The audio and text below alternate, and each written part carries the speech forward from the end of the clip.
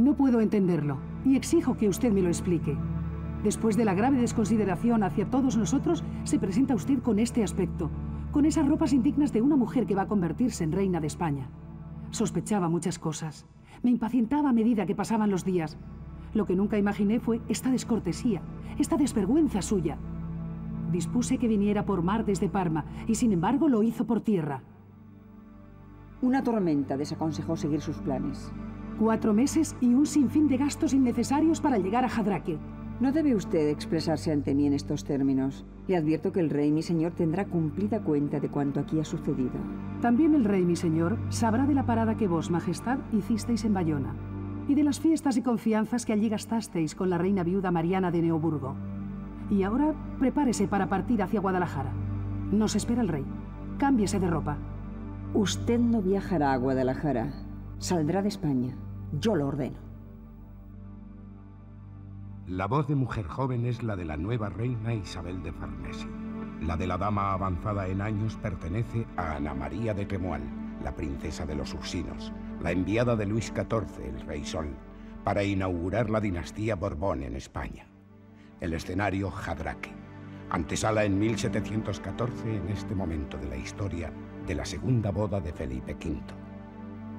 La discusión es el final de una época. El embrión de un golpe de Estado que una mujer dio a otra mujer.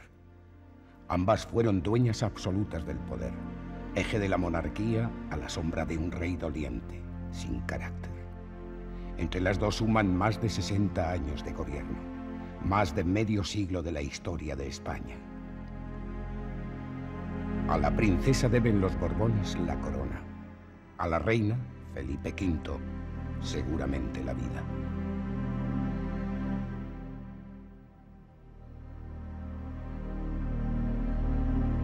Las damas se conocieron el día antes de la ceremonia religiosa que unió en matrimonio a Isabel y Felipe.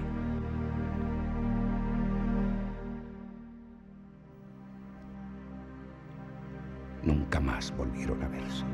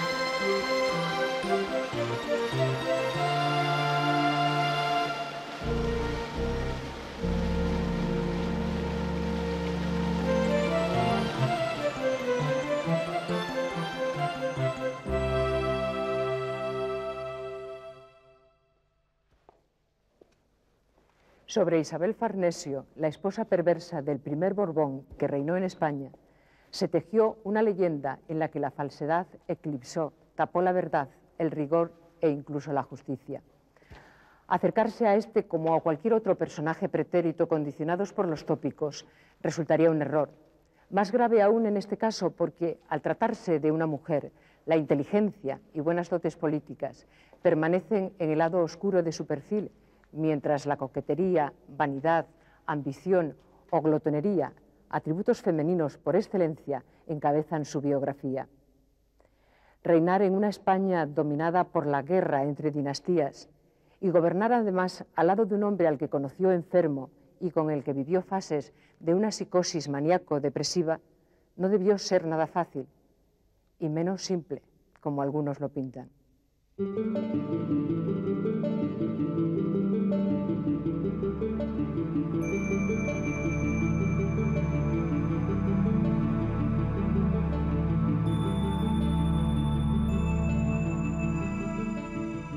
Isabel de Farnesio ordenó aquel mismo día mi exilio.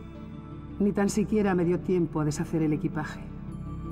Le hubiera entregado las ropas de reina, el vestido con adornos de plata que había encargado para ella. Pronto podré hacerlo. La carta que he enviado al rey no tardará en devolverme a la corte. La parmesana, incauta, obró sin conocimiento, guiada por el odio que a buen seguro le transmitió Mariana de Neoburgo, la viuda de Carlos II, esa vieja resentida que jamás perdonará mi decisión de alejarla de la corte. Felipe, el rey, lo sabe. Y sabe sobre todo que fuimos su abuelo y yo quienes le buscamos esposa.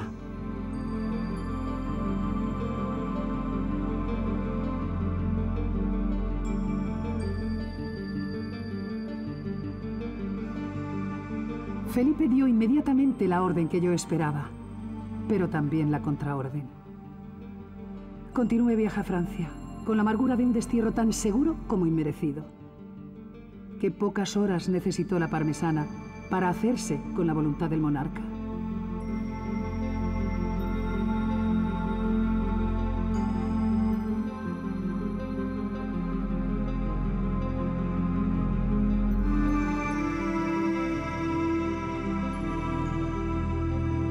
Quedó escrito. El rey, habiendo dado la mano a la reina, la llevó enseguida a la capilla del infantado, donde se ratificaron expeditivamente las bodas.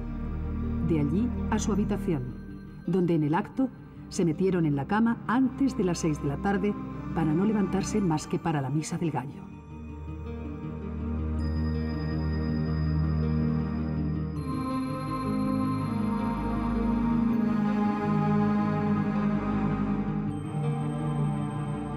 Pero él tenía que justificar ante su abuelo Luis XIV aquel turbio episodio. Lo hizo dejándose guiar por Isabel y firmó: Señor, por otra parte podéis creer que los españoles no miraban con buenos ojos la autoridad que la princesa de los Ursinos tenía en este país donde era extranjera. Nunca Felipe creyó aquello. Extranjera. Lo dijo de mí, de quien lo mantuvo en el trono, de quien tanto lo quiso.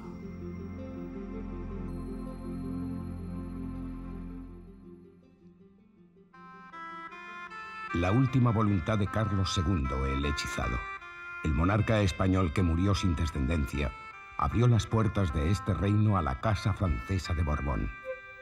El testamento que otorgó se supone que, presionado por un sector de la Iglesia en favor del duque de Anjou, nieto de Luis XIV, el Rey Sol, a punto estuvo de quebrar la unidad territorial hispánica. Y es que la Casa de Austria no aceptó, como era de suponer, la pérdida de un reino que ocupaba desde hacía casi 2 siglos, máxime cuando tenía candidato firme, el archiduque don Carlos, sobrino a la sazón de Mariana de Neoburgo, la reina viuda del hechizado, la mujer que se vio obligada a abandonar España por deseo expreso de la princesa de los Ursinos, la tía carnal de Isabel de Farnesio, la misma que celebró en Bayona la inminente boda de Felipe V, la culpable, en definitiva, del retraso del viaje de Isabel hasta Jadraque. El enfrentamiento entre las 2 dinastías, Austria y Borbón, dejó miles de muertos y extenuadas las arcas de España y de los reinos que participaron en la contienda civil. La paz solo fue posible a cambio de la renuncia. Si Felipe V quería reinar aquí, debía olvidar sus derechos sucesorios sobre Francia y además liquidar una buena parte del imperio. Flandes, Sicilia, Cerdeña, Nápoles, Milán, además de Gibraltar y Menorca. Por esa paz, los tratados de Utrecht, posesiones españolas en Italia, pasaban a manos del archiduque don Carlos. Su contrincante, Felipe V, aceptó. La princesa de los Ursinos dirigía entonces la política internacional. El rey hacía la guerra y ella, junto a María Luisa de Saboya, primera esposa de Felipe, dominaban la voluntad del monarca. 3 eran 3.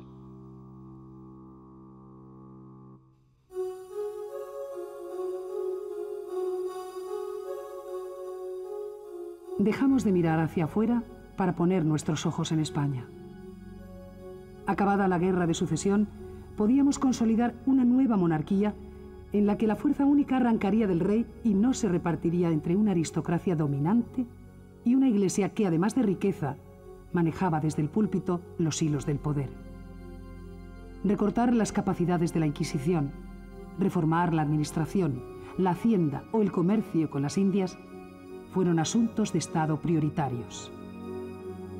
Sé muy bien que detrás de mi destierro y del de mis mejores ministros están los viejos intereses. Mis enemigos se convertirán en amigos de Isabel. Europa seguirá volando como ave de rapiña sobre España.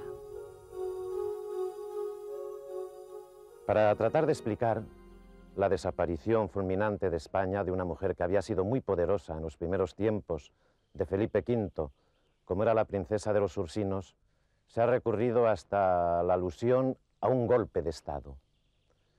Es excesivo. En realidad, se trataba de un relevo de mujeres exigido por la necesidad de Felipe V de volverse a casar, puesto que esto de casarse no era nada accidental en aquellas monarquías. Los monarcas viudos prácticamente no entraban en la imaginación de lo popular, en la percepción de la monarquía. Carlos III lo fue por mucho tiempo, pero Carlos III fue una excepción en casi todo. Se necesitaba una reina después de haber muerto la primera y llegó Isabel de Farnesio. No por azar. Traía sus programas, traía su estilo también de gobierno y fue una mujer poderosa. Por eso extraña tanto que los historiadores no se hayan fijado en lo que representó, en lo que fue. Y por eso extraña más que solo haya sido vista unilateralmente y siempre desde la parte negativa, tratándola como intrigante, como arpía, que es como la trata uno de los pocos libros que existen sobre ella. Está necesitada de mejor conocimiento Isabel de Farnesio. Mi buen amigo, el abate Alberoni, embajador de mi padre, el duque de Parma. El mejor cocinero para una mujer que, como él acostumbra decir, tiene el apetito de un gañán. Un perfecto cómplice a quien puedo incluso confiar mis sufrimientos conyugales. A Alberoni encargué la nueva política, a cambio lo hice cardenal. Le dejé ver la necesidad de acercarnos a nuestros enemigos, sobre todo a Inglaterra, para conseguir la revisión de los tratados de Utrecht. Solo así podremos recuperar los territorios perdidos en Italia. Le aconsejé ofrecer a Gran Bretaña el monopolio de esclavos negros en las Indias, porque sé que es eso lo que realmente quieren los ingleses. Pero la salud del rey es delicada. Alberoni debe darse prisa. Al ducado de Parma, mi dote de boda, sumaré Nápoles, Sicilia, Cerdeña, los territorios que la Casa de Austria arrebató a España.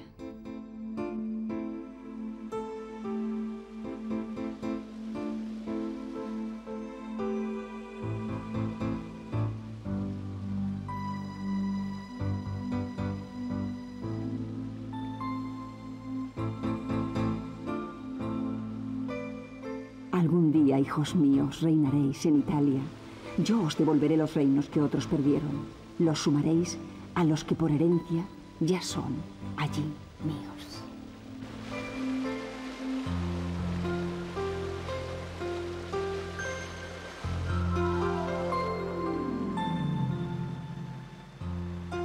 Isabel solo pretendía asegurar su futuro y el de sus hijos, y el rey en sus manos. El comportamiento conyugal de ambos es ya escandaloso. Los embajadores no dejan de contar las horas que ambos permanecen juntos en sus aposentos, la forma de despachar asuntos de Estado desde la cama. Hasta las sillas agujereadas dicen que tienen en la misma habitación. Alberoni, mi viejo amigo, el gran traidor, cuece alianzas a cualquier precio para satisfacer a Isabel y a su descendencia. Los dos saben que los herederos legítimos de Felipe V son los hijos habidos en el primer matrimonio, los 3 vástagos vivos de mi difunta reina María Luisa de Saboya. Pero Isabel no dejaba de procrear.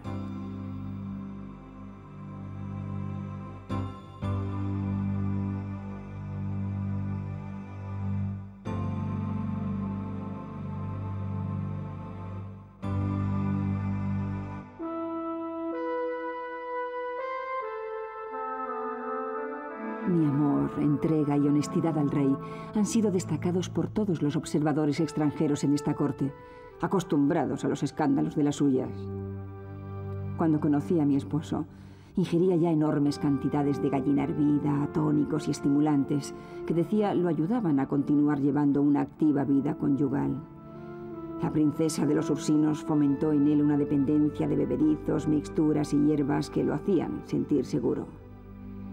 Felipe estaba en verdad enfermo y sentía pronta la muerte. Sufría mucho y perdía el ánimo con demasiada frecuencia. Vivía atemorizado por sus propias pesadillas, por aquellos vapores y escrúpulos que lo perseguían desde muy niño. No traté nunca de desheredar a los hijos de su primera esposa, ni tampoco renuncié jamás a nuestros derechos sobre Italia. La elección de Isabel de Farnesio como esposa de Felipe V no fue solo un resultado de la intriga y mucho menos un resultado del azar. La verdad es que respondió a las expectativas de aquellas bodas regias del antiguo régimen. Isabel de Farnesio traía lo primero que se exigía, es decir, un patrimonio. Un patrimonio no muy extenso, pero un patrimonio muy valioso, situado en el norte de Italia y relacionado con aquellas viejas posesiones perdidas por España del milanesado. Traía además expectativas sobre el centro de Italia, expectativas sobre la herencia del ducado de Toscana, entonces en posesión de don Antonio, el duque viejo, el duque mayor, que no se había casado. Y por eso cualquier rumor que aparecía por la corte de Madrid o por la corte donde estuviese de que don Antonio, el de Toscana, se iba a casar, causaba una alarma inmediata. Isabel vino, por tanto, con patrimonio. En aquellas monarquías patrimoniales era algo imprescindible. Pero también Isabel cumplió con la otra función esencial, sustancial de las reinas, que era la de tener hijos, la de asegurar la descendencia, la de asegurar la ausencia de guerras civiles de sucesión, como hubo tantas al principio en España y después en Europa. Y con este cometido cumplió muy bien Isabel de Farnesio. Nada menos que siete hijos dio a Felipe V, dio a los españoles. Mejor dicho, 3 hijas y 4 hijos. Por eso nos explicamos que al no poder reinar en España, una España que previsiblemente iba a estar siempre gobernada por los herederos de la primera mujer de Felipe V, Isabel de Farnesio resultase una reina y una madre tan casamentera. Siempre estuvo preocupada por colocar a sus hijos. Pero también Isabel de Farnesio cumplió otra función, la de acomodarse a las obsesiones de Felipe V. A la obsesión no solamente por el confesonario, a su más que probada obsesión sexual, sino también a una extraña obsesión que le entró y que no le dejaba y que alarmaba más a la reina, que era la obsesión por abdicar. Desde luego se puede decir que Isabel de Farnesio fue el motor de la monarquía, en el sentido de que tomaba decisiones guardando las formas, diríamos hoy, en lenguaje coloquial, siempre en compañía de su marido, entre otras cosas, porque no se separaban, como es sabido, hacían la vida totalmente juntos, apenas unos minutos en el momento de levantarse y previamente habían recibido al primer ministro y a otros cortesanos, los dos juntos en la cama, como era costumbre en la época, y por lo tanto hay ahí toda una problemática que tiene que ver con incluso el mundo de las mujeres. Se ha dicho de Isabel de Farnesio que se hacía esclava absoluta para ser reina absoluta, y eso ocurre también muchas veces en otras ocasiones y en la vida diaria. Es la sumisión total a una persona, pero al mismo tiempo eso le da una capacidad de decisión amplia, sobre todo en los periodos en que efectivamente Felipe V entraba en crisis de melancolía y no podía decidir, pero aún así siempre todas las decisiones se tomaban teóricamente por el rey.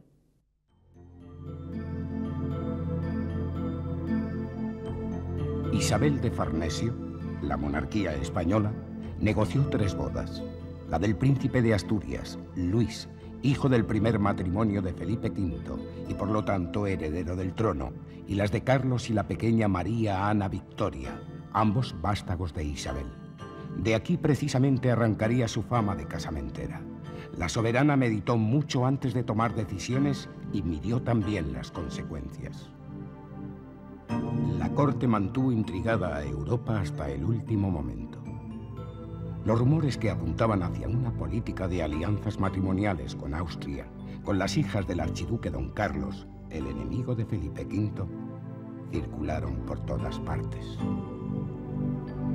Al final, la diplomacia española se inclinó por Francia. Luis casaría con Luisa Isabel de Orleans, Mademoiselle de Montpensier, quinta hija del regente francés. Carlos, primogénito, predilecto de Isabel, con Mademoiselle de Beaujolais, otra Orleans, y la infanta María Ana Victoria, de apenas 3 años de edad, se iba a convertir en la esposa de Luis XV, el heredero del trono francés. De esta forma tan sencilla todo quedaba en casa, es decir, entre la dinastía Borbón, a pesar de lo cual Francia no acababa de superar ciertas reticencias. Luis, príncipe de Asturias, toma por esposa a Luisa Isabel. Él tenía 14 años, ella 12. Por esta niña apostó la reina.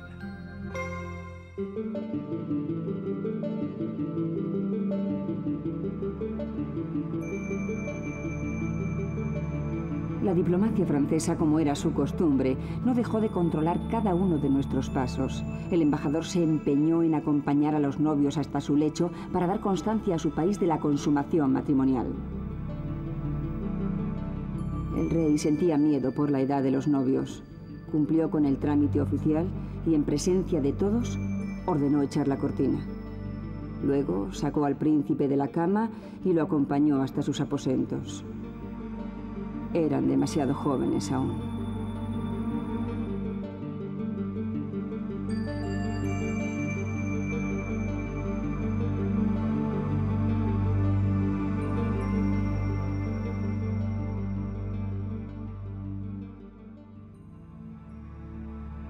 La perseguidora perseguida.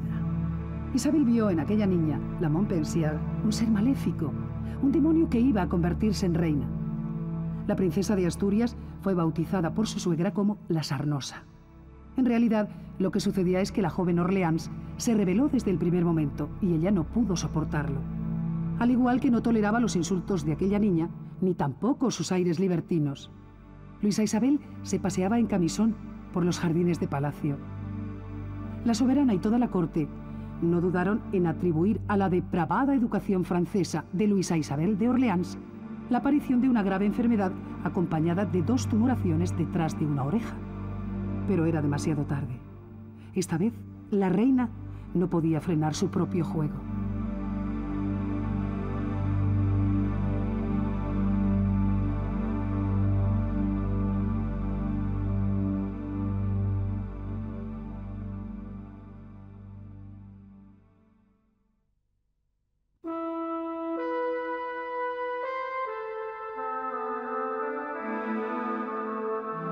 Nous permettons l'un à l'autre de quitter la couronne et de nous retirer du monde pour penser uniquement à notre salut et servir à Dieu infailliblement avant le Toussaint de l'année 1623 o plus tard. Nosotros nos hemos prometido el uno al otro abdicar y retirarnos del mundo para pensar solo en nuestra salud y en servir a Dios antes de todos los santos de 1723, a más tardar.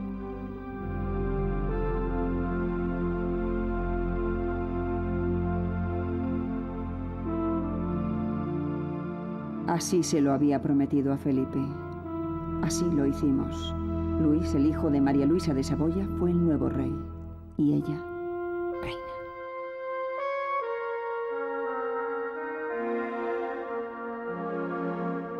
La abdicación sorprendió a Europa poco acostumbrada a que un monarca abandonara el trono. Isabel de Farnesio había conseguido frenar durante 10 años el auténtico deseo de su esposo, abdicar. Ahora era ya prácticamente imposible. El estado anímico del rey, cada día más cargado de escrúpulos y temores, más enfermo, aconsejaban la retirada. El matrimonio traslada su residencia a San Ildefonso, un lugar en el que los reyes algún día habían sido felices, una especie de nido de amor que ordenaron construir hacía no mucho tiempo.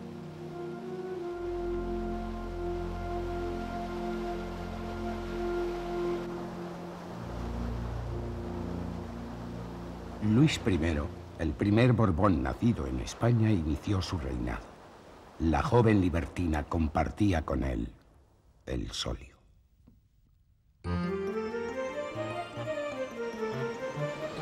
El primer viaje hacia el silencio, la primera abdicación que se hacía realidad, despertó temores. Lejos de parecer, ante los demás, ante Europa acabado, Felipe sembró el miedo. Todos sabían que detrás de él se escondía Isabel. Las potencias europeas comenzaron a sospechar. Creyeron que detrás de aquella operación se escondían otros intereses, que en Felipe reverdecía la idea de ocupar el trono francés, azuzado por mí.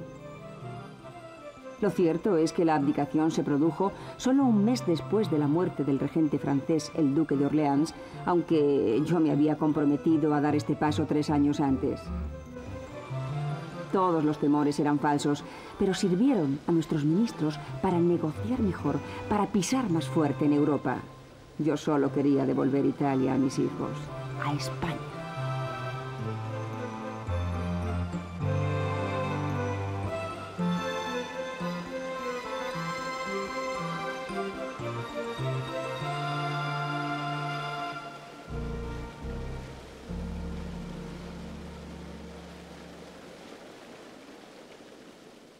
Isabel no se resistirá, no dejará reinar a Luis. Solo quiere, solo le importa Italia para sus hijos. Esta mujer será capaz de todo. Luis, el rey, no es su candidato simplemente porque no nació de sus entrañas. Luis I, a quien el pueblo llamó el bien amado, apenas estrenó el trono. 8 escasos meses de reinado. Unas viruelas malignas, irremediables, acabaron con su vida. A su lado, por increíble que parezca, aquella díscola reina, la sarnosa, que le decía Isabel de Farnesio. Con él estuvo en la agonía, con él hasta el contagio.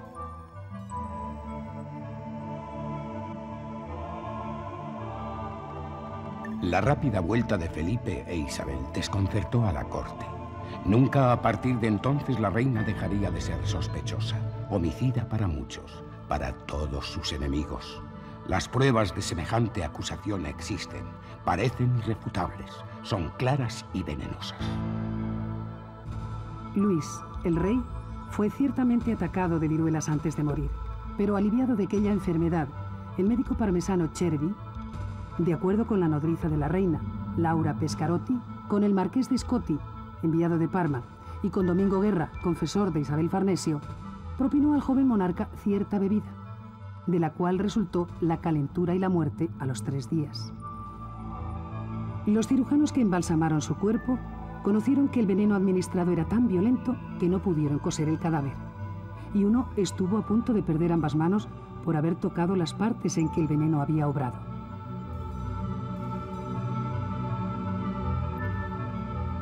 De todos estos detalles se enteró mi buen amigo Macanaz, hombre que, por ser de mi confianza y por haber trabajado por España, padeció un exilio irreversible.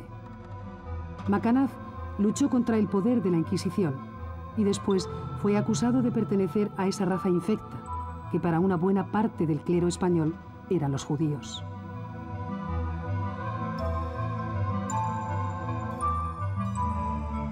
El reinado de Isabel de Farnesio coincidió con un recrudecimiento de la persecución a la minoría judeo-conversa. Fue en su tiempo cuando volvieron a arder las hogueras, cuando hubo nuevas víctimas.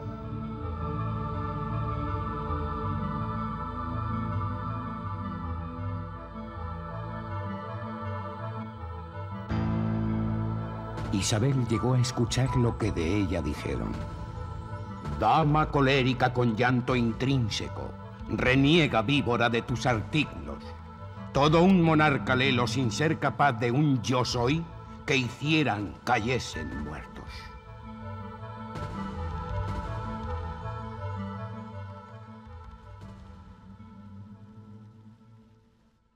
Luis I murió a los pocos meses de haber comenzado a reinar. Fue una muerte que extrañó a muchos y fue una muerte que también por muchos fue explicada como efecto del envenenamiento por los famosos polvos venenosos de siempre. La verdad es que no se necesita recurrir a esos resortes. Las viruelas mayores, que no respetaban ni a monarcas, y el estado de la medicina de entonces son motivos más que suficientes para aclararnos esta muerte precoz. Felipe V, que había hecho tantos votos solemnes de no retornar al trono, volvió, sin embargo, a reinar.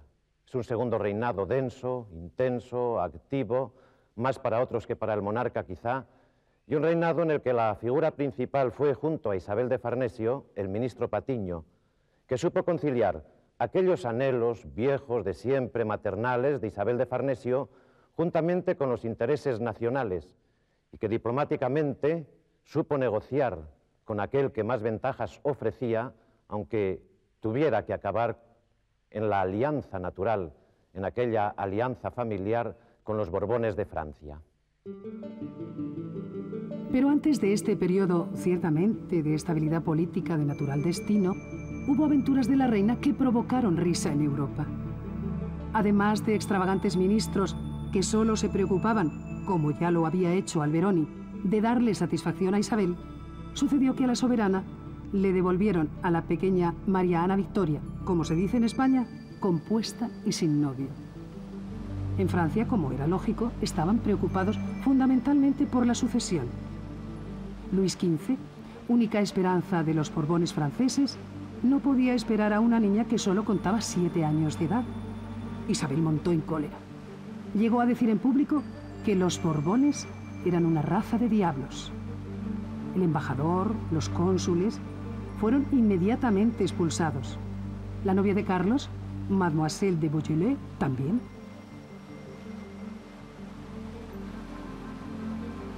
Pronto nacería el 5º hijo de los reyes, hija, para ser más exactos. La política matrimonial siguió su curso, pese al estrepitoso fracaso de aquella, su primera puesta en escena como casamentera.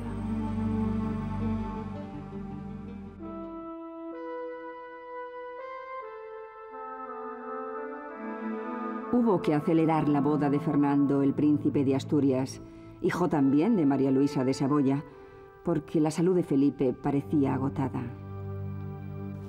Supe que a mis espaldas redactó un nuevo documento de abdicación que remitió al Consejo de Castilla.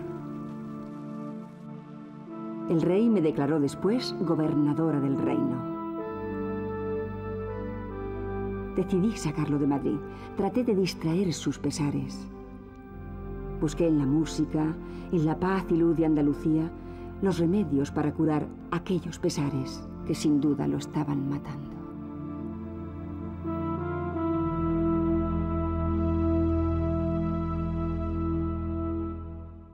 La gran verdad de todos estos movimientos de Isabel no es otra que su deseo de poder. Felipe está acabado y ella no lo dejará reposar. No quiere que la corona vuelva a un hijo de María Luisa de Saboya. Y en Andalucía, el rey será su prisionero.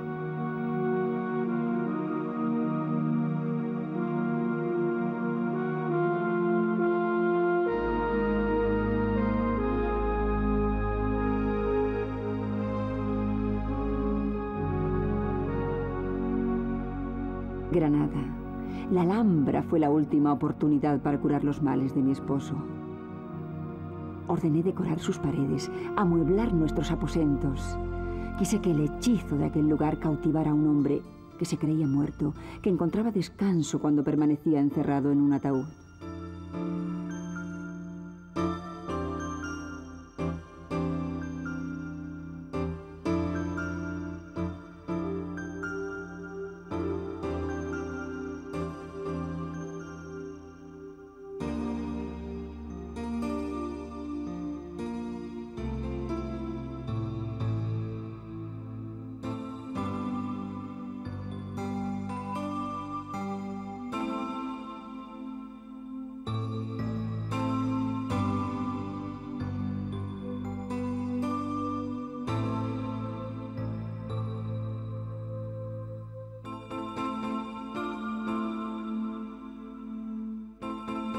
Tras un frugal periodo de tranquilidad, volvió al caos mental.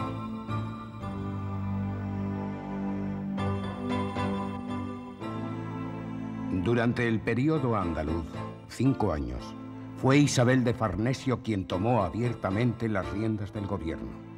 Y en ese tiempo se convirtió en la primera víctima de su marido. Felipe había cambiado el día por la noche y a ella no le quedó otro remedio que ordenar la inversión horaria. El rey decidió no mudar sus ropas ni efectuar el aseo diario. El fantasma de la locura se apoderaba de él y de ella. Eran pocos los ministros y cortesanos que soportaban la presencia del soberano. La reina restó siempre importancia a semejantes comportamientos. El monarca, a pesar de los graves trastornos mentales, no disminuyó su asiduidad conyugal.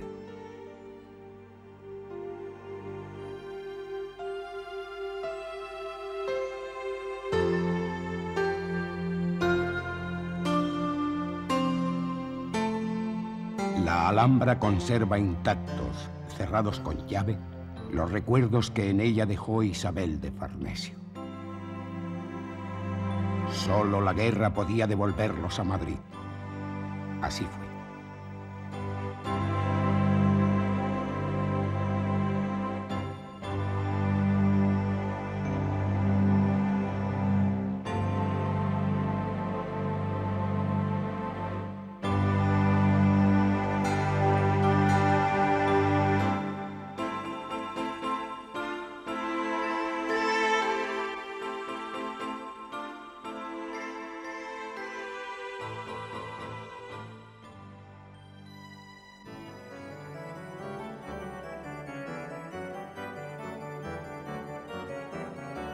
Carlos, mi hijo, estaba a punto de recuperar Nápoles.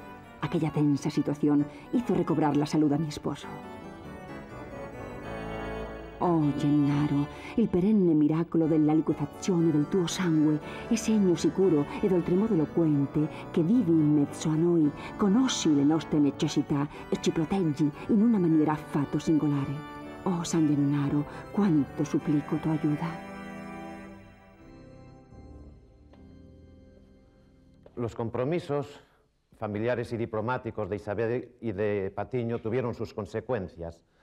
Unas consecuencias positivas, bueno, positivas para la reina, para sus hijos, no tanto quizá para los españoles como entonces se criticó.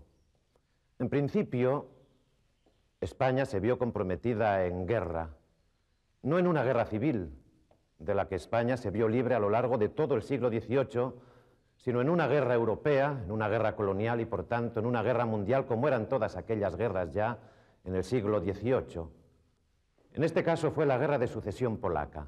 Por los años 30, España tuvo que luchar en escenarios europeos al lado de Francia, y como consecuencia de aquella guerra, esto es lo positivo, el que después, mucho después, sería Carlos III de España, se encontró con los reinos de Nápoles y de Sicilia, en el sur de Italia, pensémoslo, en el centro del Mediterráneo. Así los Borbones se encontraron en Francia, en España, en el sur de Italia. En buena parte se había cumplido aquel sueño primigenio de Isabel de Farnesio y de su favorito, el fracasado cardenal Alberoni. Y después de estas guerras, también de paso, Felipe V se reanimó un poco más.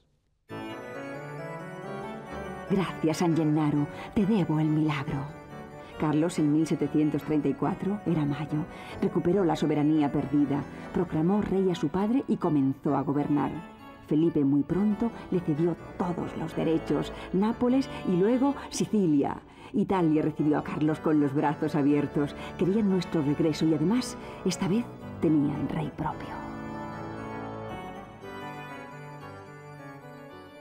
De modo especial, la vuelta a Nápoles y la creación de un reino borbónico supone una instalación larga de siglo y medio y de fecunda colaboración con el Reino de España a través de las dos dinastías.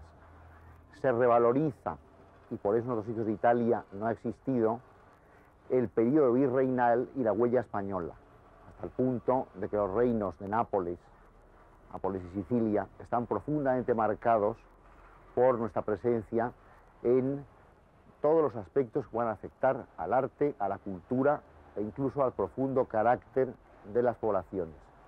Sin embargo, hay muchos recuerdos, e incluso en sus defectos, los napolitanos los achacan en parte, o en gran parte, a una herencia nuestra, empezando por el sentimiento anárquico, poco amigo de las normas, libertario, característico de todas estas gentes, siempre, no solamente a nivel vulgar, sino en literatura, se ha achacado a una fuerte carga originaria española.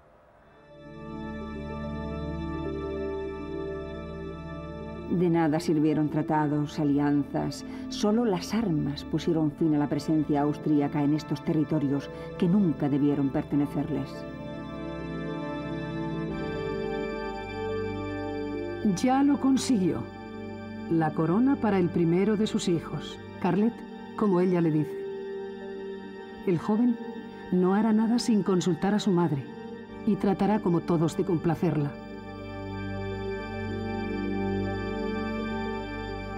El rey, mi hijo, supo dejar en Nápoles y Sicilia su impronta, embelleció palacios, creó y repartió riqueza.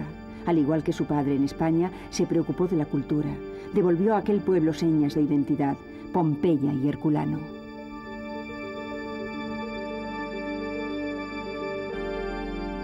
Carlos quiso ofrecer a Nápoles y a mí, su madre, una joya muy personal. Es de loza y jamás se romperá. Capodimonte. España, señores, en manos de Isabel. ¿Se olvida de Italia?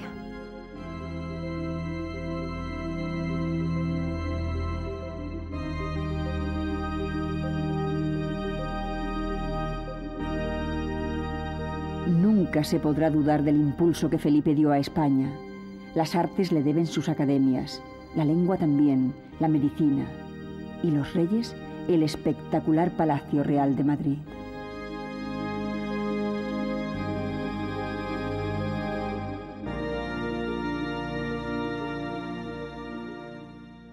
Realmente es que Isabel de Farnesio era una princesa que todo lo hacía bien. Cazaba, tocaba instrumentos perfectamente, dibujaba muy bien, escribía, montaba a caballo y también como gobernante fue su papel político está siendo cada vez más reconocido por los historiadores.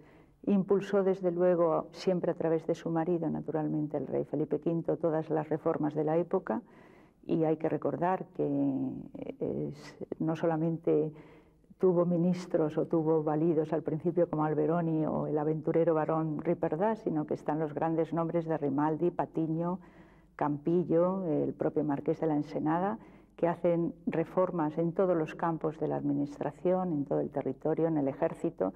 Luego es una mujer también, Isabel de Farnesio, con un gran gusto artístico, una gran mecenas, como es sabido, que trae a artistas italianos y franceses y alemanes de todas a la corte española y además también ejerce un papel en política internacional, en el papel que España juega en el concierto europeo muy importante con su famosa política italiana por la que ha sido muy denostada, pero que sin embargo, visto en perspectiva, hoy parece que era una política bastante inteligente y con independencia de que le moviera la ambición y el que sus hijos fueran príncipes o señores de algunos reinos italianos, la verdad es que Italia había estado vinculada a España a través de siglos, a través de la Corona de Aragón, y que el Tratado de Utrecht había perjudicado muy gravemente, sobre todo a Italia, que había caído bajo el dominio de los austriacos. Los propios italianos preferían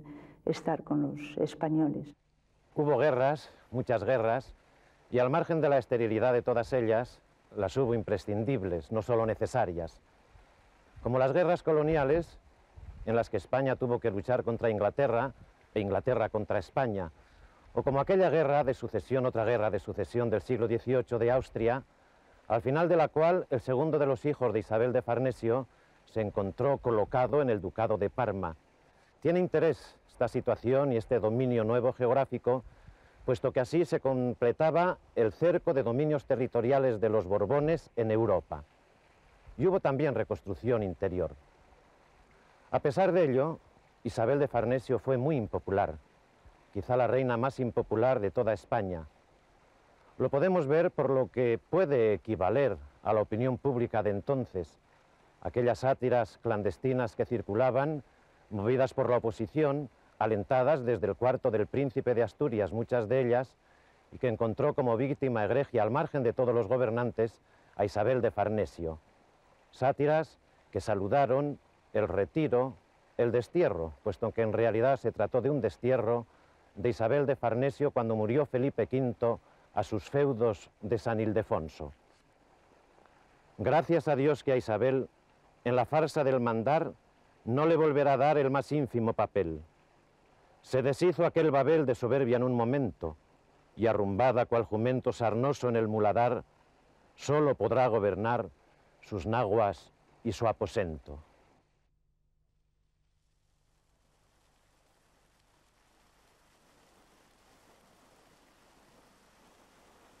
Ni el asombro del mundo, el contratenor Farinelli, a quien yo contraté para que su voz calmara el tormento del rey, puede ya aliviar los pesares y delirios de Felipe.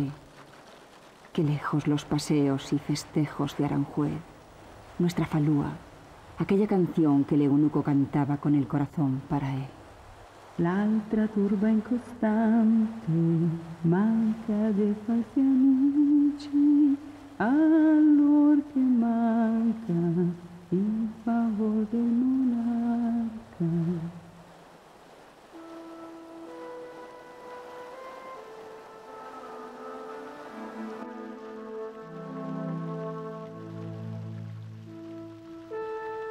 Felipe murió loco en los brazos de Isabel.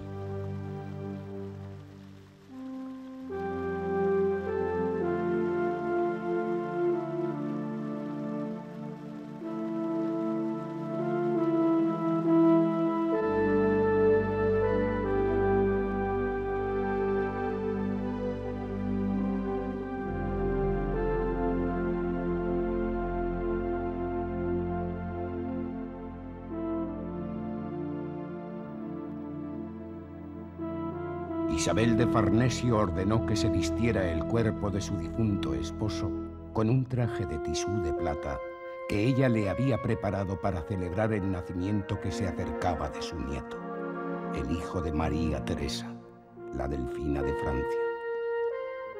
El destino quiso, solo unos días después, que la joven muriera junto a su hijo durante el parto.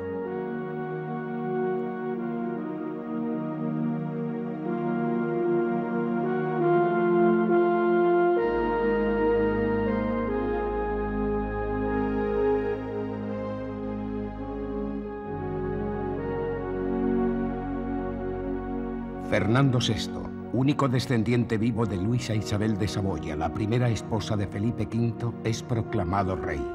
Bárbara de Braganza, reina. Isabel de Farnesio no tiene más remedio que retirarse. De nuevo el silencio.